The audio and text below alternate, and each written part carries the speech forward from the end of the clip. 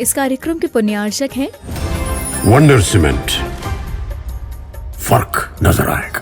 भगवान पार्श्वनाथ धाम ट्रस्ट। भगवान पार्श्वनाथ धाम ट्रस्ट के अंतर्गत बनने वाले माता पद्मावती के मंदिर के भव्य निर्माण में अपनी चंचला लक्ष्मी का उपयोग कर महान पुण्य का अर्जन करें।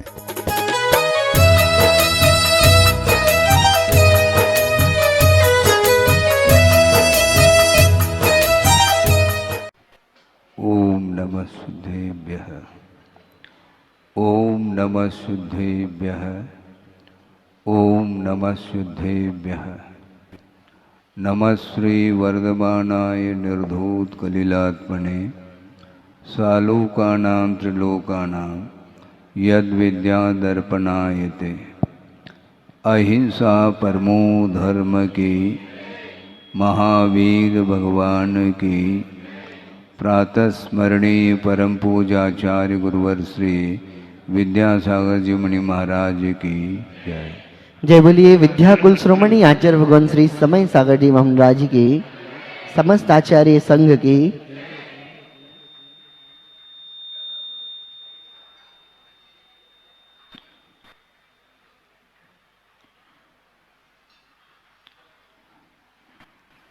कर्म सिद्धांत में 4 गतियों का वर्णन आता है और साथ साथ 4 आयु संबंधी भी चर्चा आती है।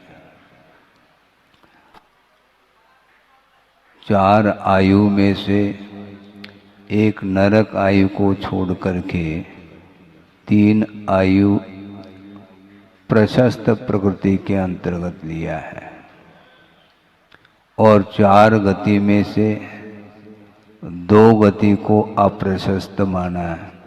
नरक गति और तिर्यंच गति, ये दोनों गति पाप प्रकृति के अंतर्गत आते हैं और मनुष्य गति और देव गति ये पुण्य प्रकृति के अंतर्गत।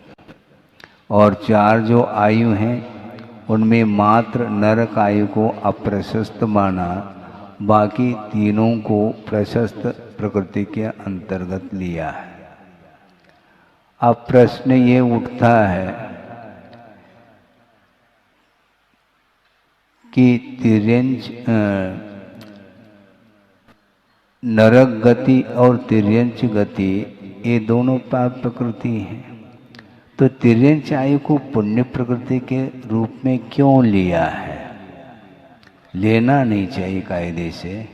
केवल नरक आयु को अप्रशस्त मान करके तीनों आयुओं को प्रशस्त के रूप में स्वीकारा है। इसके पीछे तथ्य ये है कि कोई तिर्यंच बनना नहीं चाहता, तिर्यंच गति को प्राप्त कोई होना नहीं चाहता, इसलिए वह अप्रशस्त है। किंतु कर्म के योग में बंद होने के बाद जब तिर्यंच पर्याय मिलती है तो वहां से वह निकलना भी नहीं चाहता। इसी को बोलते मोह की विचित्र दशा है कि वह यहाँ का जीव विषयों में डूबता है और उसके साथ तिर्यंच आयु का भी बंद कर लेता है। वहाँ जाने के बाद एक अपवित्र स्थान में भी उसका जन्म हुआ है। अब वो अपवित्र स्थान का अर्थ आपको ज्ञात हो गया होगा, अशुचि स्थान में, और वह अशुचि में कीड़ा हुआ है। समझ रहे हैं? और यहीं से गया वो। एक राजा था और उसने जीवन के आदि से लेकर के अंत तक वैभव के साथ रहा, राग के साथ विषयों का उपभोग किया और उसके मन में ये बात आ रही है कि भविष्य में मैं किस पर्याय को प्राप्त करूँगा। ये विकल्प उसके अंदर है। और एक अवधिज्ञानी मुनि महाराज का समागम होता है तो उनको जा कर के बड़े विनीत भाव से पूछ रहा है कि भगवान अगली पर्याय मेरी कौन सी रहेगी। तो उन्होंने अवधिज्ञान से जान करके ये बताया, तुम्हारी मृत्यु 7 दिन के बाद होगी और तुम कहाँ पर उत्पन्न होगे? अशुचि स्थान में एक विष्ठा का जो कीड़ा होता है वहाँ पर तुम्हारा जन्म हुआ, वह पर्याय तुम्हें मिलेगी। उस राजा ने सोचा, अभी तक जिंदगी भर जीवन भर हमने सुख और शांति का अनुभव किया, अब लास्ट में जाकर के हमारी गति ये हो रही है। इसलिए वह आकर के वह राजा राजकुमार को बोलता है कि मेरी मृत्यु होगी 7 दिन के पश्चात और अशुचि स्थान में एक कीड़े के रूप में मेरा जन्म होगा, इसलिए वहाँ पर जा कर के उसको मार देना। ठीक है। और 7 दिन के बाद, क्योंकि मुनि महाराज के वचन हैं, अवधि ज्ञान से उन्होंने स्पष्ट जाना था और वह घटना घटित होती है। अपने आप को सुरक्षित रखने के लिए वह बंकर में जाकर के छुप जाता है। किसी भी प्रकार से अकाल मरण से बचना चाहता है, क्योंकि मुनि महाराज ने कहा था कि बिजली के माध्यम से तुम्हारी मृत्यु होगी। और सुरक्षित स्थान में जाने के बाद भी बिजली गिर जाती है और उसका अवसान हो जाता है और वहाँ पर जाकर के उसका जन्म होता है। और ये होने से दूसरे दिन वह राजकुमार पहुंचा है एक हाथ में लठ ले करके उसको मारने के लिए, क्योंकि कहा था पिताजी का जीव है, इसलिए उसने कहा था कि इसको मार देना है। मारने के लिए पहुंचा है, 1 बार 2 बार 3 बार लठ का प्रहार किया, किंतु वह विष्ठा का कीड़ा वह भीतर पहुंच जाता है। ऐसा क्यों? यहाँ पर कोई अशुभ गति को नहीं चाहता है, किंतु जाने के बाद वहां से निकलना नहीं चाहता। इसको बोलते हैं विषयजन्य सुख। उस विष्ठा के कीड़े को कोई वह स्थान दुर्गंधित महसूस नहीं हो रहा। आपने सिद्धांत पढ़ा हो कि स्पर्श रस गंध वर्ण ये चारों प्रशस्त भी होते हैं और अप्रशस्त भी होते हैं। वह दुर्गंध वस्तु भी उसके लिए हानिकारक नहीं है, किंतु वहीं पर रहना पसंद कर रहा है, मरना नहीं चाहता। एक ही गति है जहाँ पर अकाल में मरण नहीं होने के बावजूद भी निरंतर उसके अंदर भाव आते हैं कि मैं जल्दी से जल्दी मर जाऊं, किंतु तिर्यंच गति में जो पहुंचता है वह मरना नहीं चाहता। सब कुछ उसको अनुकूलता महसूस हो रही है। ये अनुकूलता क्या है, हम पूछना चाहते हैं। ये मोह की विचित्र दशा है, इसलिए अनुकूलता से ऊपर उठो और प्रतिकूलता से भी ऊपर उठो, तो ये आत्मिक शांति मिलती है। थोड़ी बहुत भी प्रतिकूलता हो जाए तो उसके प्रतिकार के लिए खड़ा हो जाता है, किंतु थोड़ी बहुत भी अनुकूलता मिलती है तो उसका उपभोग कर लेता है, उसमें डूब जाता है। इसके कारण ही ये संसारी प्राणी संसार में अशांति का अनुभव कर रहा है। आप दुखी हैं? सही सही बताओ, दुखी हैं? मुझे नहीं लगता। यदि दुखी हैं, दुख की सामग्री को क्यों नहीं छोड़ना चाहते हैं आप? दुख के साधनों को तो वो बटोर रहा है और बोलता है मैं बहुत दुखी हूं महाराज, क्योंकि विषयों के माध्यम से ही दुख उत्पन्न होता है। ये धारणा तो बना लो, ये धारणा हो तो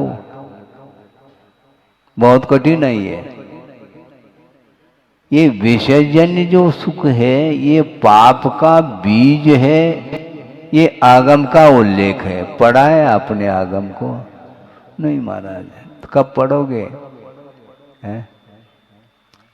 आगम को पढ़ा नहीं, आगम पढ़ा है, मतलब जहाँ है वहीं पर है वो आगम। शास्त्र जहाँ है लाइब्रेरी में, वहीं पर वह शास्त्र है, उसको आपने पलटाया नहीं है। एक पृष्ठ भी उठा करके आप देखो तो वहाँ पर समझ में आ जाएगा कि चतुर्गति का जो दुख है वह किस रूप से संसारी प्राणी को उठाना पड़ता है, उसके लिए कौन कौन से कारण हैं, इसके बारे में बारीकी से जानकारी आपको प्राप्त हो सकती है।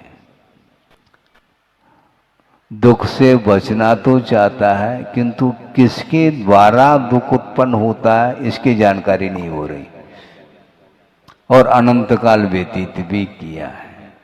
क्योंकि पंचेंद्रिय के जो विषय हैं उसके सेवन में संसारी प्राणी सुख का अनुभव करता है, आनंद का अनुभव करता है। इसको आचार्यों ने रौद्र ध्यान बोला है, नया विषय नहीं है। विषयों में आनंद मानना धर्म ध्यान नहीं, विषयों में आनंद मानने का नाम रौद्र ध्यान है। और रौद्र ध्यान के साथ ही दुर्गति का बंध हुआ करता। कभी भी धर्म ध्यान के साथ दुर्गति का बंध संभव नहीं है। सम्यक दृष्टि कभी भी नरकायु का बंध नहीं कर सकता, सम्यक दृष्टि कभी भी तिर्यंच आयु का बंध नहीं कर सकता। इससे स्पष्ट है, सम्यक दर्शन उत्पन्न होने के बाद सम्यक दर्शन की उपस्थिति में आसक्ति का अभाव हो जाता है। कल कहा था ना, बहु आरंभ और बहु परिग्रह है, इसके माध्यम से नरकाय का बंध होता है। और आप लोग सब सम्यक दृष्टि तो है ही। फिर ऐसी स्थिति में अत्याशक्ति का भाव नहीं आ सकता और नहीं आना चाहिए। यदि अत्याशक्ति का भाव आने लग जाए तो वह उपलब्ध सम्यक दर्शन भी समाप्त हो सकता है। क्योंकि वर्तमान में क्षायिक सम्यक तो नहीं है, इसलिए कभी भी वह सम्यक दर्शन मिट सकता है। अंतर अंतर मुहूर्त में वह सम्यक दर्शन से वह पतित हो सकता है संसारी प्राणी। ऐसा क्यों?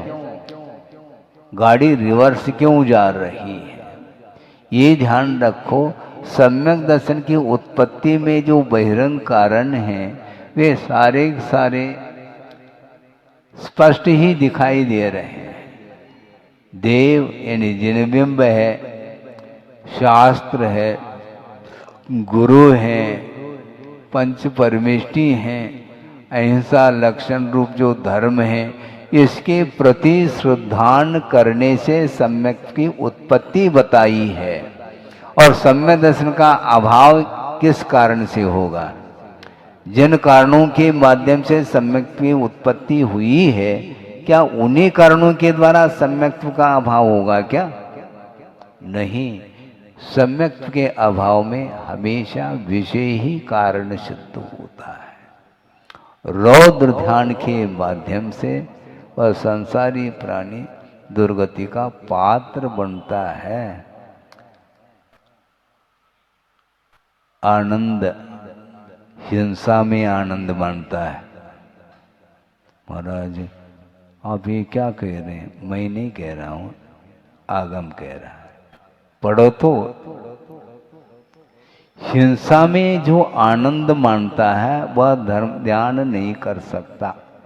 जिस समय विषयों में आनंद है, हिंसा में आनंद है, उस समय रौद्र ध्यान होगा। और रौद्र ध्यान और धर्म ध्यान एक साथ संभव नहीं। तो महाराज हम कैसे बचेंगे? बचना आपको है। हिंसा में आनंद, असत्य में, झूठ में आनंद, चोरी में आनंद और परिग्रह संरक्षण में आनंद। इसलिए स्वरूपानंद संभव नहीं है। स्वरूप का जो आनंद है वह इनके साथ विरोधाभास है उसका। इसलिए 5 पापों से जो ऊपर उठने का प्रयत्न करता है वही धर्म ध्यान कर सकता है और करता भी है। सम्यक दर्शन सुरक्षित रखो, लेकिन सम्यक दर्शन सुरक्षित कैसा रहेगा? अत्यासक्ति के साथ जिसका जीवन चल रहा है उसका सम्यक दर्शन ओम शांति प्रश्न चिन्ह लगता है। किसी भी पल में जैसे वैराग्य उपज सकता है उसी प्रकार किसी भी पल में वह सम्यक दर्शन मिट सकता है। इसीलिए रौद्र ध्यान से बचिएगा। आप व्यापार करेंगे, व्यवसाय करेंगे, मैं मानता हूं आवश्यक भी है, किंतु जितना आवश्यक है उसके ऊपर आशा नहीं होनी चाहिए। एक अरबपति है अथवा खरबपति है, हम उन्हें पूछना चाहते हैं कि इतनी लंबी चौड़ी जो संपदा है इसका उपयोग खाने पीने में कितना होता है? पॉइंट में आएगा। खरबपति है वह सारा सारा खाने में आ रहा है क्या? वह संपदा नहीं, बिल्कुल बहुत पॉइंट में है। उतना ही वित्त वो अपने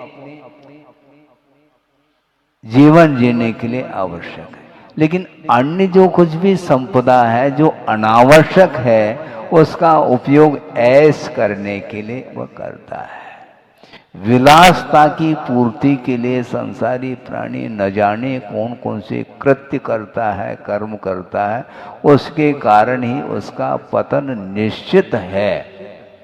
इसलिए गुरुदेव ने ये कहा था, सबसे अधिक यदि पाप का संचय होता है तो अनावश्यक जो सामग्री है, विशेष सामग्री, उसके संकलन में होता है।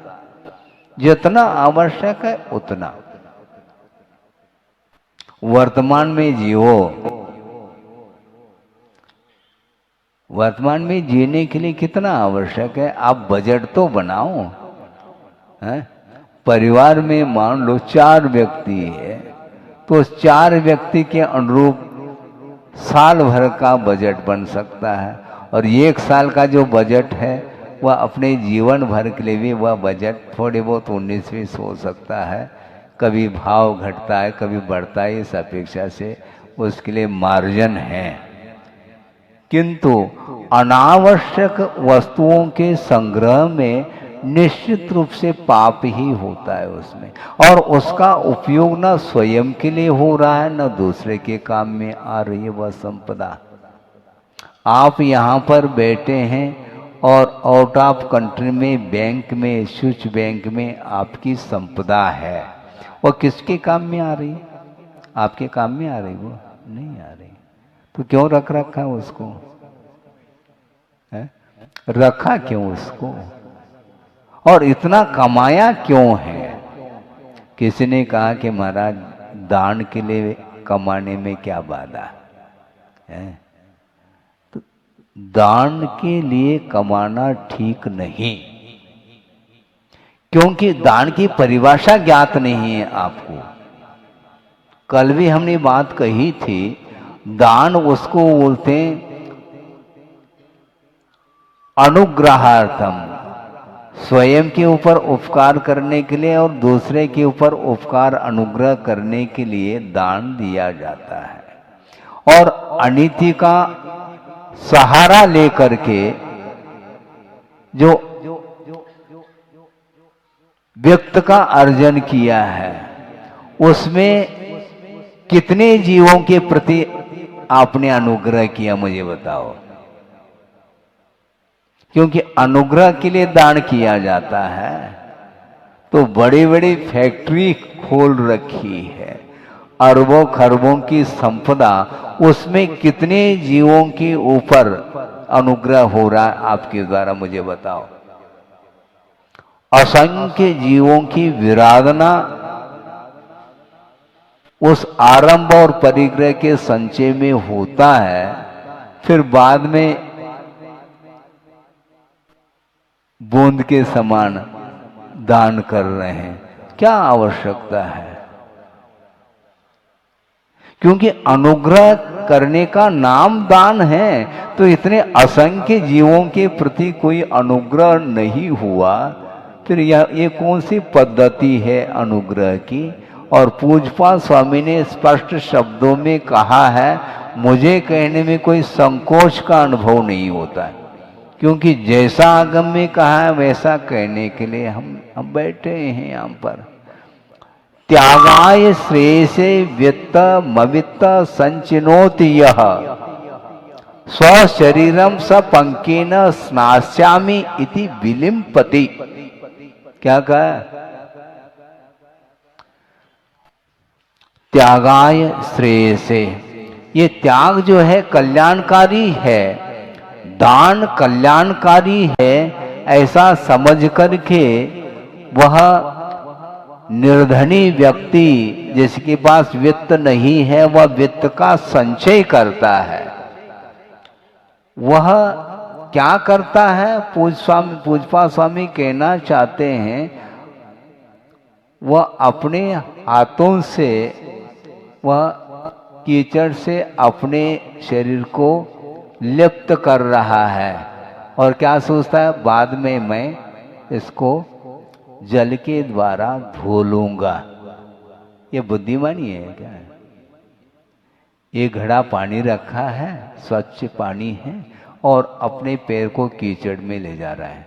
सामने वाला कहता है, ये तुम पागलपन हो, क्या करना चाह रहे हो? पागल थोड़ी हूं मैं, ये नहीं दिख रहा क्या इतना बड़ा घड़ा जो है पानी से भरा है, इसे धो लूंगा मैं। अरे पानी इसके लिए उपयोग में लाओगे, बुद्धिपूर्वक आप कीचड़ में पैर डालो फिर बाद में धोते रहो, ये ठीक नहीं। उसी प्रकार जो है पूर्वा पर विचार किए बिना ये जो कुछ भी वित्त का संचय किया जा रहा है, वह बिना पाप के वित्त का संचय संभव नहीं है। तो क्या क्या करें महाराज? जितना आवश्यक है उतना कमाओ और उसी में से दान दो, वह दान माना जाता है। आप भोजन करने के लिए बैठे हैं, 4 रोटी आपके थाली में है, कोई आ जाता है तो उसके लिए भी 1 रोटी दे दी आपने, यह दान माना जाएगा। समझ में आ रहा है? नहीं है, ये परिग्रह भयंकर रूप है, इसका कोई अंत नहीं। आशा अनंतात्मक हुआ करती है, इसलिए और की जो भूख है वह ठीक नहीं, क्योंकि ये आर ध्यान और रौद्र ध्यान में वह अपने जीवन को समाप्त कर रहा है। हिंसा में आनंद, महाराज हमें आनंद थोड़ी आ रहा है, जो नहीं आ रहा है तो फिर काय में आनंद आ रहा है, ये बताओ हमें। यदि आपको परिग्रह में आनंद नहीं आ रहा है, तो परिग्रह का संचय इतनी अधिक मात्रा में क्यों किया जा रहा है? वो उपयोग में नहीं आ रहा। परिग्रह का संचय करके, वित्त का संचय करके कोई वह जमीन में गाड़ता है, हैं? क्या गाड़ करके नहीं रखते, तो वह किसके उपयोग में आ रहा है मुझे बताओ आप। वो अपने परिवार के उपयोग में भी नहीं आ रहा है, क्योंकि जो उपयोग में आ रहा है उतना ही वो उसका उपभोग करता है। बाकी स्टॉक वो क्या है? कितने जीवों की विराधना हुई है। यहां तक कह रहे हैं आगमकार कि अकाल मरण के लिए कई प्रकार के निमित्त हैं। एक निमित्त वह है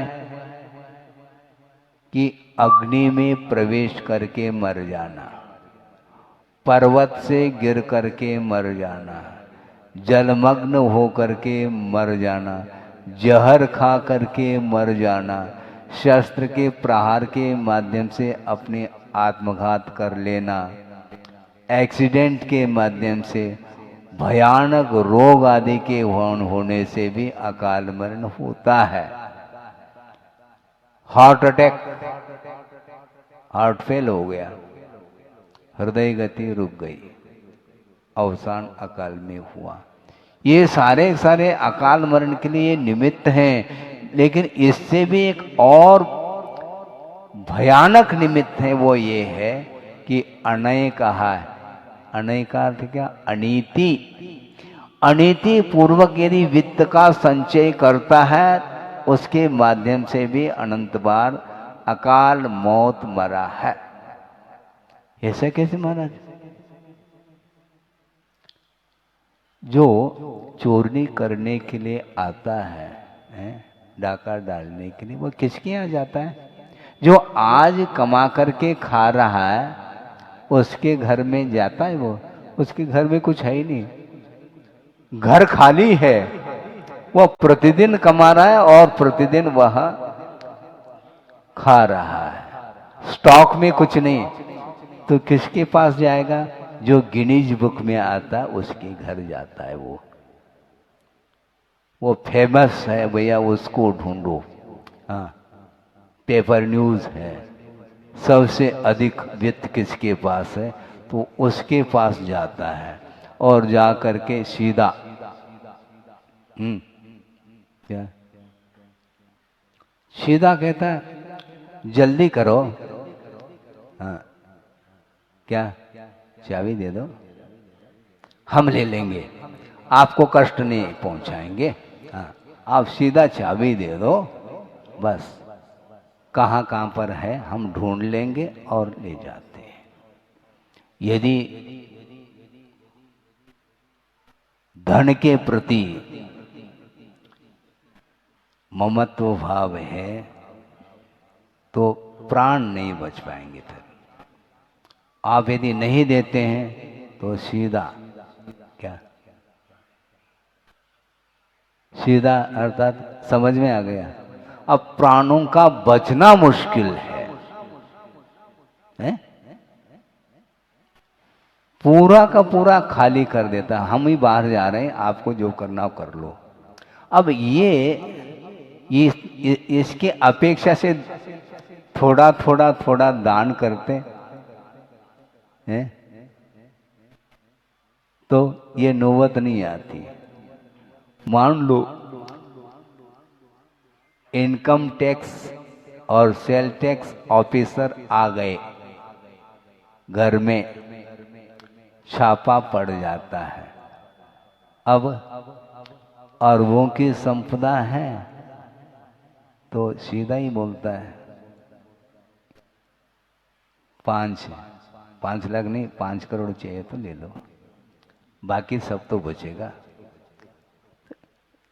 बिना इसमें बोली की आवश्यकता नहीं, सीधा ही बंडल इसमें बोली की कोई आवश्यकता नहीं, सीधा हाँ नगद, हाँ तुम्हारे अकाउंट में आ जाएगा। हाँ 5 करोड़ 10 करोड़ तो 10 करोड़, कम से कम 90 करोड़ तो बचेंगे। ये सब क्या है? उस धन के प्रति लोभ होते हुए भी उसको वो दे रहा है, क्योंकि देना पड़ रहा है, ये दान नहीं है। तो इतना संचय क्यों करते हो? अनावश्यक वित्त के संचय में जो पाप अर्जित होता है उसका फल यही निकलता है, उसका पतन निश्चित है।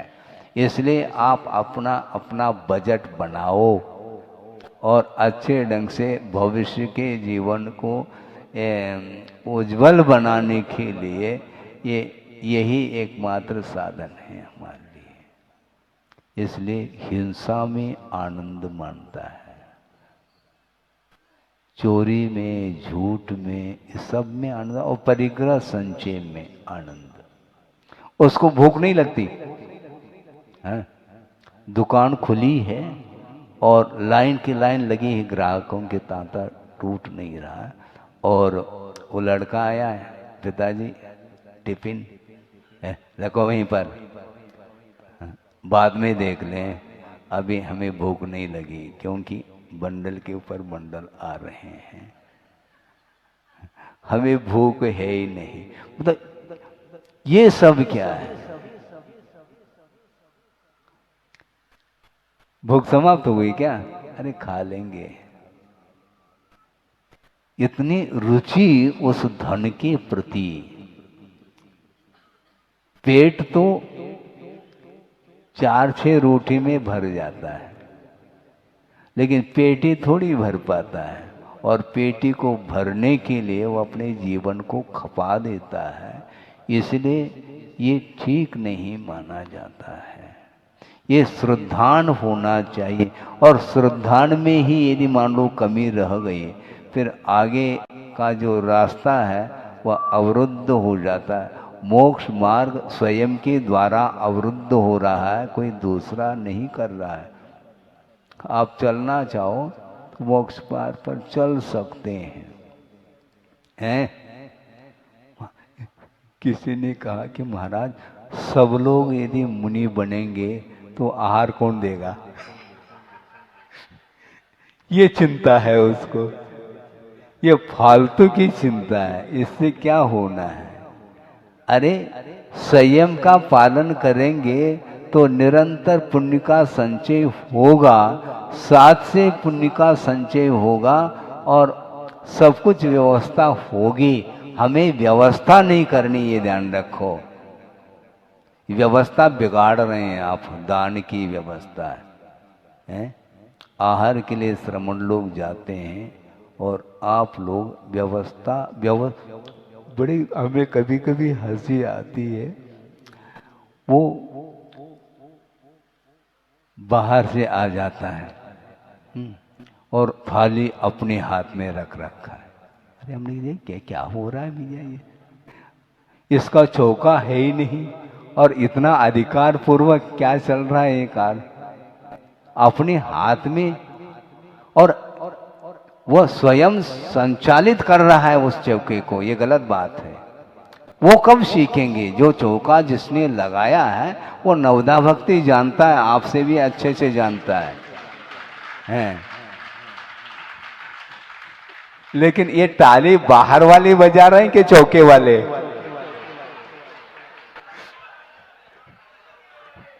क्या है? चौके वालों के लिए ये कहा जा रहा है, बाहर वाले क्या ताली बजाते? ये गलत है। यही समस्या है।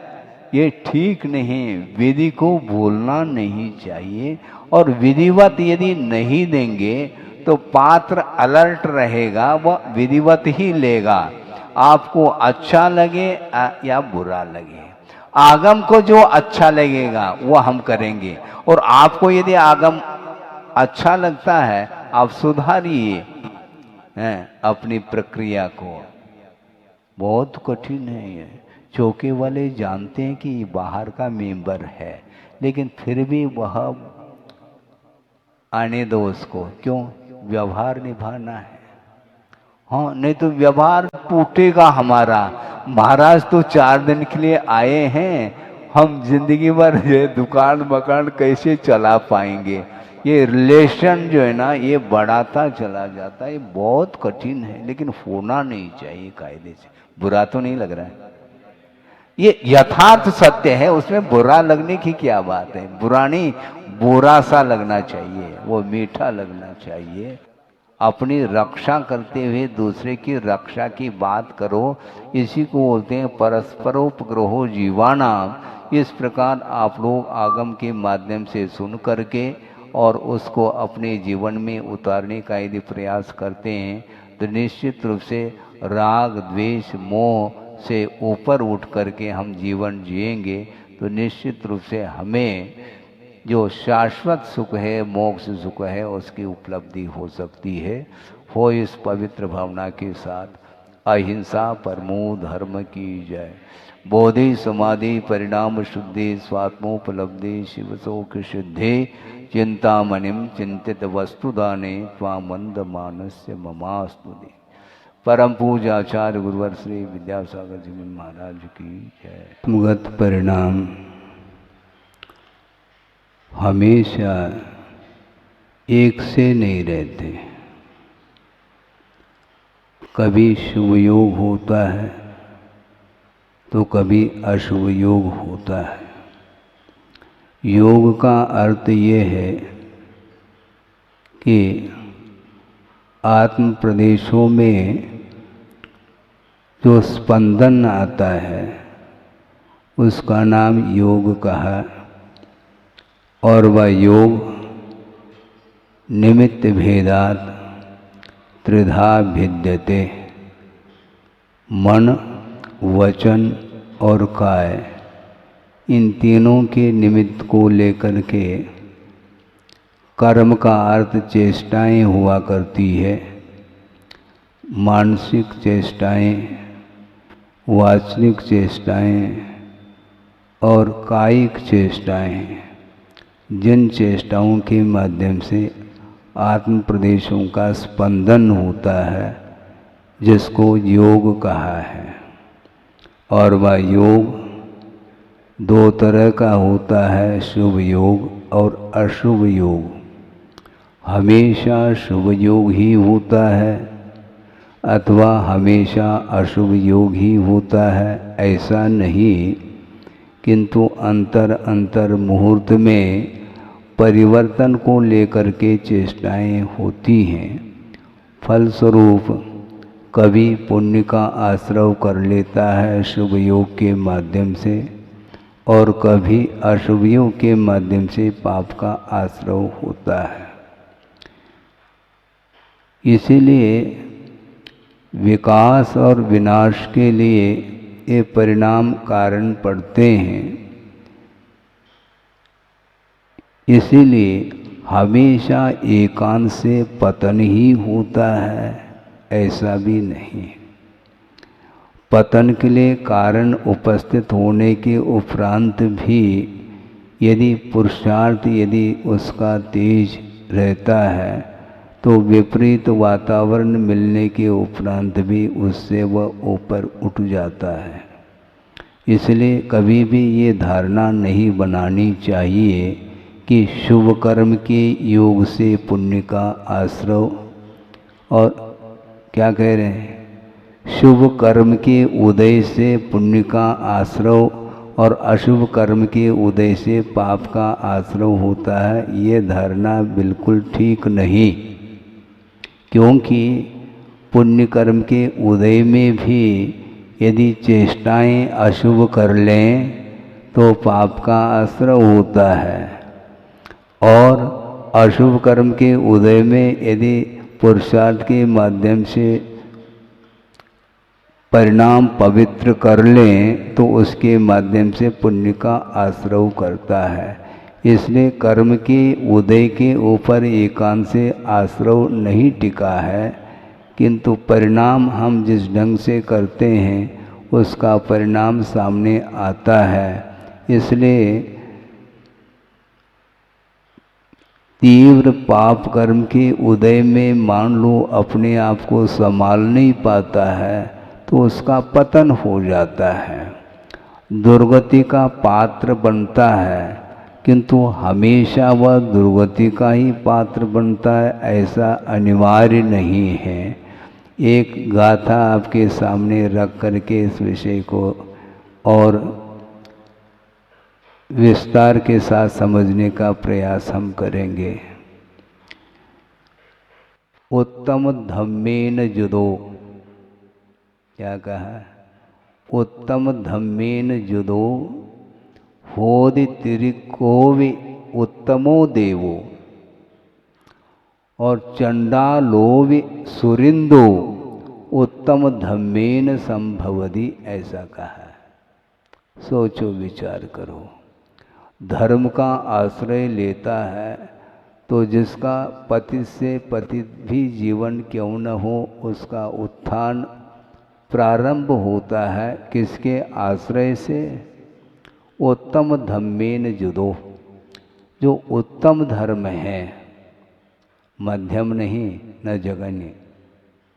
धर्म जो होता है वह उत्तम का अर्थ समीचीन जो धर्म है उसका आलंबन लेता है तो वह तिर्यंच भी उत्तम जाति का देव होता है।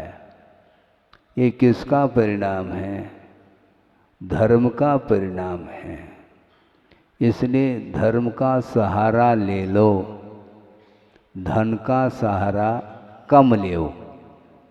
नहीं लो ऐसा संभव नहीं हो सकता गृहस्थ के लिए, किंतु धन का आश्रय लेते हुए भी धर्म के लिए वह थोड़ा सा उसका संग्रह कर लेता है तो अपना जीवन यापन करते हुए तीर्थ यात्रा आदि अनेक प्रकार के शुभ जो धार्मिक कार्य हैं, अनुष्ठान हैं, वो करता हुआ अपने परिणामों को वह उज्जवल बना सकता है और उसके माध्यम से ही उसका विकास प्रारंभ होता है।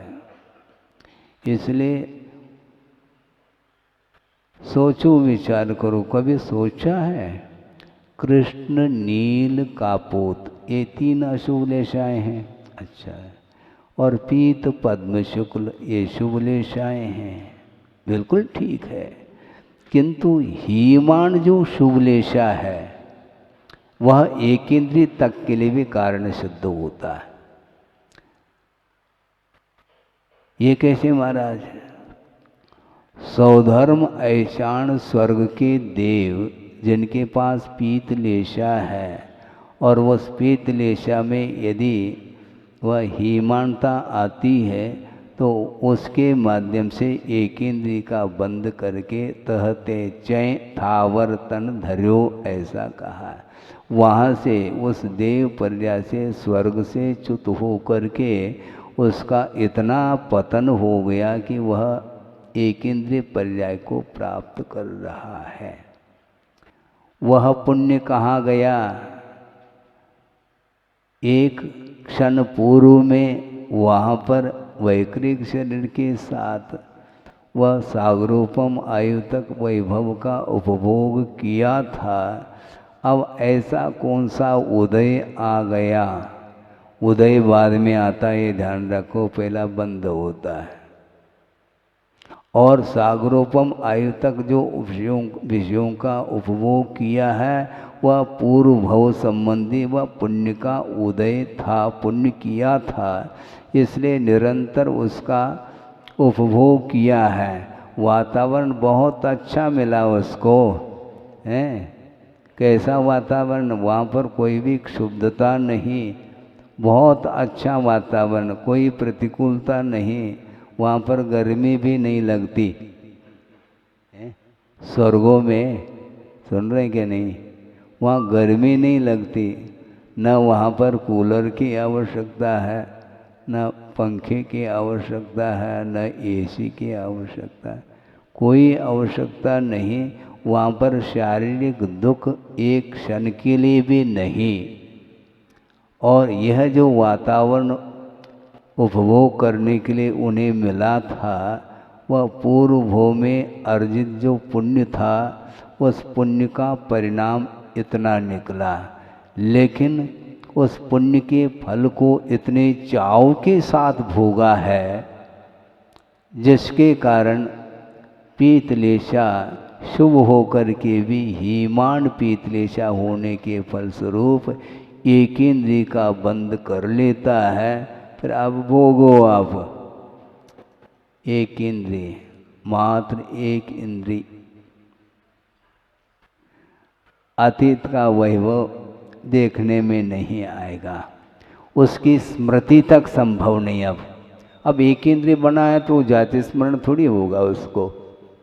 मन ही नहीं तो जाति स्मरण कहाँ से होगा? मन नहीं तो अवधि ज्ञानावरणी कर्म का क्षोभम भी नहीं होगा।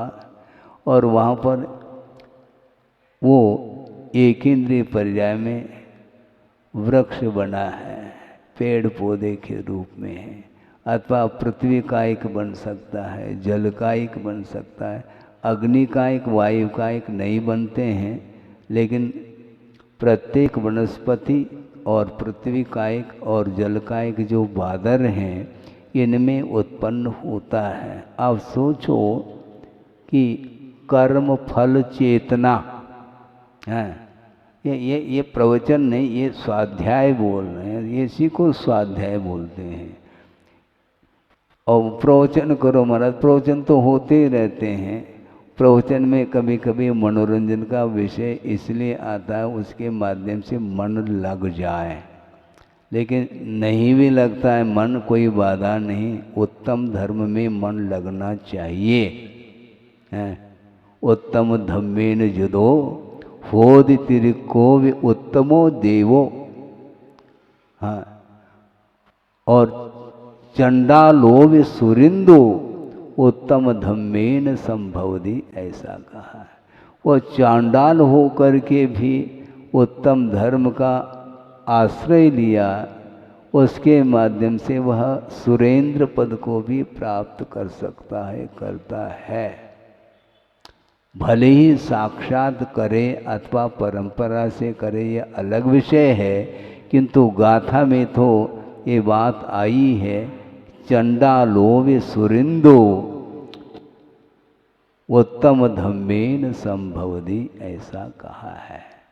तो इसलिए महाराज हम किसका आधार लें? हम बहुत दुखी हैं। दीनहीन का अनुभव क्यों करते हो? दीनहीन का अनुभव इसलिए हो रहा है कि धर्म से हट कर के यदि हम केवल विषयों का ही सहारा लेते हैं तो पुण्य क्षीण होता है, और पुण्य क्षीण होता है तो पुनः पुण्य का अर्जन संभव नहीं होता, क्योंकि पुण्य जो क्षीण होता है वह पापमय परिणाम के कारण ही पुण्य क्षीण होता है। और पुण्य को बढ़ाना चाहो तो पापमय परिणामों से दूर रहो, अधर्म से दूर हो। अधर्म क्या है? कल ही बताया था हमने, बीच में बिजली गोल हो गई है, कभी गोल होती कभी चौकोर होती वो बिजली, क्या कहें। तो वो क्या कह रहा था मैं? हाँ, अधर्म पापमय परिणाम का नाम अधर्म है, इसलिए वही शत्रु है, ऐसा कहा गया था। और जो धर्म है, उत्तम धर्म है, वही हमारे लिए बंधु है, मित्र है। कई लोग आते हैं, दर्शन बाद में करते हैं, पहला परिचय देते हैं, महाराज ये हमारी फैमिली है, परिवार है। हाँ, ये हमारे पिताजी हैं, ये माँ हैं, ये भाई है, बहन है, आदि आदि अनेक प्रकार के जो संबंध होते हैं, उन संबंधों को ले करके पहले परिचय करा करके बाद में नमोस्तु महाराज, ऐसा बोलते हैं। सोचो, विचार करो, आए किस लिए थे?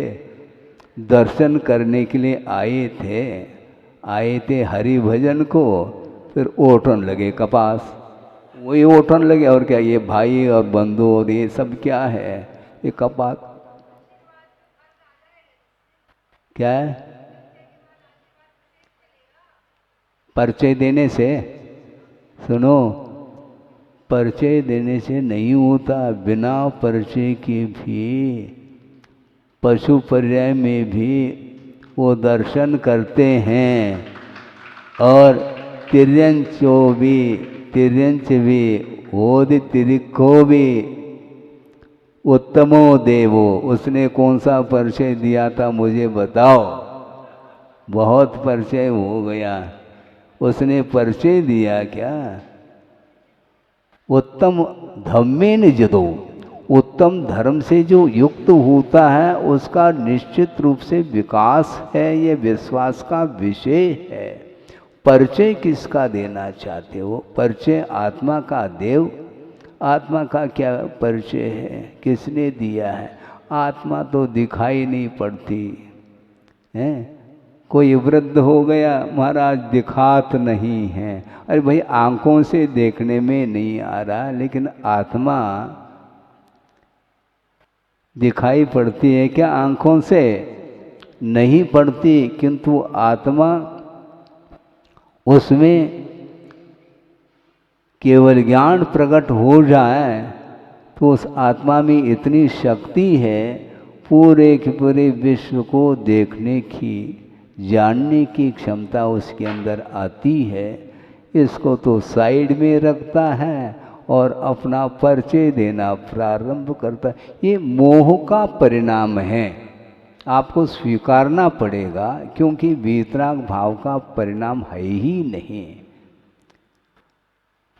किसका परिचय है? समूह है, परिवार है, किंतु परिवार में से सबके प्रति आपका स्नेह का वर्ताव है, बहुत स्नेह रखते हैं परस्पर में, एक दूसरे के प्रति, एक दूसरे के सुख में और दुख में भाग लेते हैं, किंतु उसमें से एक मेंबर का अवसान हो जाए तो भाग लेते हैं आप? जहाँ पर वहाँ गया वहाँ तक भाग लो, भागते हैं? नहीं भाग पाएंगे, चला गया वो, क्योंकि अकेला ही आता है और अकेला ही जाना है। जब ये सिद्धांत है, फिर परिचय क्या वस्तु हमें ये बता दो। कितने बार किसके साथ किस रूप में संबंध रखा है किसी को भी ज्ञात नहीं है, इसलिए क्योंकि अतीत में अनंत भव धारण कर लिया है संसारी प्राणी ने, तो अनंत बार किसके साथ किस रूप में संबंध रखा वो स्मृति का भी विषय नहीं है। बार बार उन्हीं पर्यायों को प्राप्त किया होगा, नहीं किया क्या? जो भाई बना है तो कितने बार भाई बना, कितने बार बहन के रूप में जन्म लिया, कितने बार पति और पत्नी के रूप में, माता और पिता के रूप में, इसका कोई हिसाब नहीं, न किताब है। लेकिन फिर भी ये सब जानते हुए भी वह परिचय से दूर नहीं रहता। जितना परिचय हो उतना उसको अच्छा आनंद आता है। ये क्षण के लिए भी कोई नया व्यक्ति आया है, मान लो प्लेटफार्म पर, तो वहाँ पर एक क्षण के लिए भी यदि उसके साथ संबंध जुड़ा है तो वह हमेशा के लिए वह फ़ोन नंबर रख लेता है। हाँ क्या? क्योंकि वो तो जाने वाला है, गाड़ी छूटने वाली है, तो कम से कम फ़ोन नंबर तो रख ले, बाद में कम से कम समय समय पर हम बात कर सकें। तो कितना वह मोह का संबंध है, ये बिना मोह के संबंध के संभव ही नहीं है। कौन किसका है? मैं अकेला हूँ, मुझे अकेला जाना है। इस प्रकार भीग करके एक आध बार तो सोचो। यदि सोचते हैं तो फिर कोई भी मेरा नहीं है ये महसूस हो सकता है। यही एकत्व भावना मानी जाती है। और धर्म के साथ संबंध रखने वाला व्यक्ति हमेशा वह अकेलापन का अनुभव करता है। मेरा कोई है ही नहीं, न साथी है न संगाती है। इसी को बोलते हैं संबंध। संबंध जब छूटता है तो आंखों में चिपको क्यों? चिपकना नहीं, केवल वस्तु के स्वरूप को जानो, संबंध नहीं रखो। महाराज, जानने में वस्तु के साथ संबंध नहीं होता है क्या? जानने रूप संबंध होता है, ग्रहण करने रूप संबंध नहीं है। ग्रहण करने का भाव नहीं रखते हुए उस वस्तु के स्वरूप को जानना। और मान लो नहीं भी जानोगे तो हमारा कार्य रुकने वाला नहीं, क्योंकि जानने के लिए जो पदार्थ हैं वह असीम हैं। केवल ज्ञान के द्वारा जानने योग्य जो पदार्थ हैं, उन पदार्थों की जानकारी मति ज्ञान अथवा श्रुति ज्ञान के माध्यम से थोड़े ही संभव है। जब संभव नहीं है तो कितना जानना चाहो? कोई आवश्यकता नहीं, बल्कि छोड़ने योग्य पदार्थ क्या है एक बार जान लो। बार बार क्या जानना है? एक बार जान लो, किंतु संबंध रखोगे तो फिर वह पदार्थ जान लेगा। मतलब जान लेगा, वो तुम्हारी जान चली जाएगी। पदार्थ के साथ संबंध जोड़ेंगे तो पदार्थ जान लेगा। पदार्थ जान लेगा तो हमारे जान को ले लेगा वो। हाँ, कितना गहरा अर्थ है। इसलिए संबंध जोड़ो नहीं, नो टच ओनली सी। केवल देखो, देखना चाहो, जानना चाहो तो जानो, किंतु ज़्यादा जानने की अपेक्षा से प्रयोजनभूत जो विषय है उसका परिज्ञान हो गया तो आंख मेज करके आत्म तत्व को जानने का प्रयास करो, जिसके माध्यम से रागादिक भावों का अभाव हो सकता है। क्योंकि रागादिक भावों के माध्यम से ही नए सिरे से कर्म का आश्रय होता है, और आश्रय होता है तो वह कितने काल के लिए उसका संबंध होता है। जितने काल के लिए संबंध होता है उसी का नाम बंध है। और बंद होने के उपरांत वह समय पा करके पुनः आपको दुख दे देता है उदय में। किंतु उदय में आप अलर्ट रहेंगे हैं तो आपका विकास होगा। नहीं है तो उस कर्म के उदय में आप पुनः फील करेंगे, सुख दुख का अनुभव करते हुए इष्टानिष्ट की परिकल्पना के साथ यदि करते हैं तो निश्चित रूप से कर्म की वह धारा टूटती नहीं। कर्म बंध की परंपरा को विच्छिन्न करना चाहो तो निश्चित रूप से संक्षेप में इतना ही कहा जा सकता है, आगम में जिन जिन पदार्थों का जैसा स्वरूप वर्णित है उसको उस रूप में जान करके उन पदार्थों के प्रति किसी भी प्रकार से कालुष्य भाव नहीं करना चाहिए, हर्ष विषाद आदि नहीं करना चाहिए। हर्ष विषाद इष्टानिष्ट से जो ऊपर उठता है उसको बहुत जल्दी आत्म तत्व हाथ लगता है। हाथ लगता है अर्थात हाथ में पकड़ में आता है क्या? नहीं, हाथ लगने का अर्थ वह शुद्ध परमात्मा तत्व को प्राप्त कर लेता है। करना क्या है? और कुछ भी नहीं करना। जो अभी तक नहीं किया वह करना है।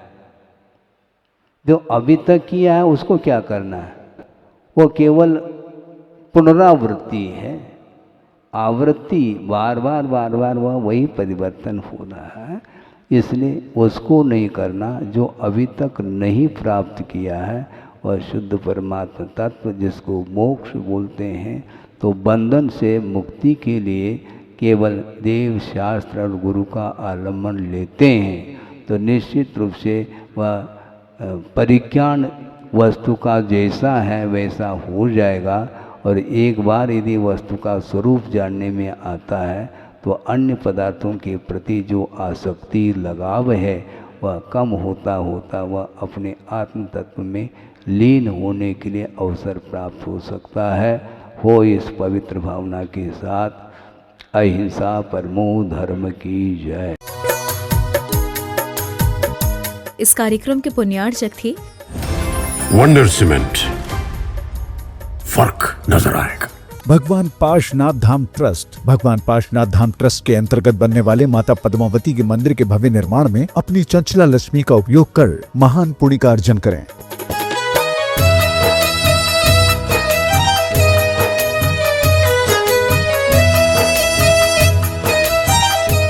राष्ट्रीय राजधानी दिल्ली